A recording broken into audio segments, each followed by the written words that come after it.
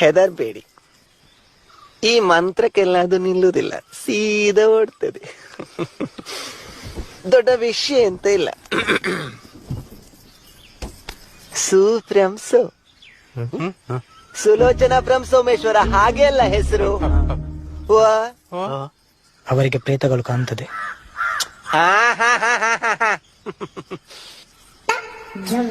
ಬೇಕು ಅಂತ ಬಂದದಲ್ಲ, ದಾರಿ ತಪ್ಪಿ ಬಂದದ್ದು. ಹೋಗ್ಲಿಕ್ಕೆ ಮನಸ್ಸುಂಟು. ಎಂತ ಎಂತ ಬಂದೆ ಎಲ್ಲ ಅರ್ಥ ಆಯ್ತಾ?